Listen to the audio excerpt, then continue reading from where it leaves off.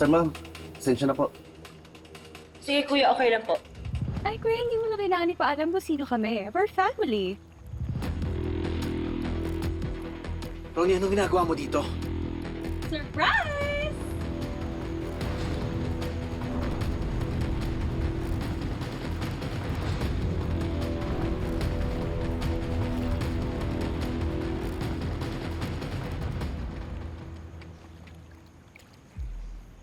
Tita Ronnie? Yeah, come on, give Tita a hug.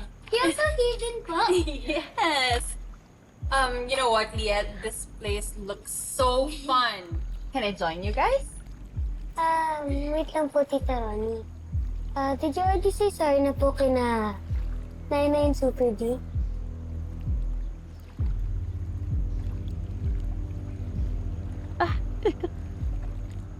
Bakit? Ang meron?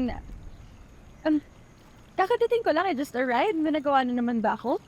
Pero remember po, nagkagulo po tayong lahat nung dinala niyo po ako sa house niyo without informing my parents.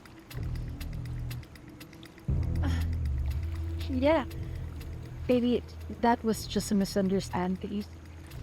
Yeah, pero sorry na po kaming lahat eh. Ako po, Super D, pati na rin po si Nainay.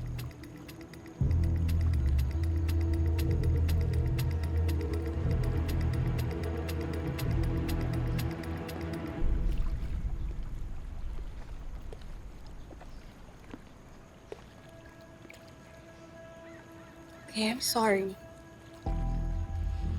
I'm sorry for what I've done. Akala ko kasi makakabuti yung ginawa ko. Sabi nga nila, di ba? The road to hell is paved with good intentions. So, it was my mistake. I'm sorry, Carol. I'm sorry, Rufus.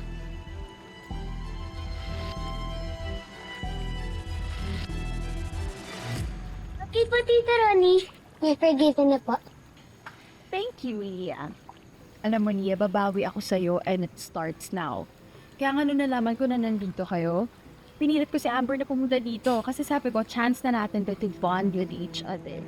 So, okay lang tayo if I join you guys? Oh. Of course po, Tita Ronnie.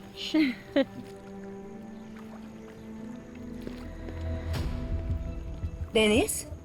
Andito ka rin pala. Carol! Tita Dennis! Here, ang dami na po natin!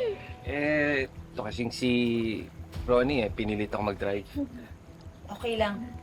Basta ikaw, welcome ka naman dito eh.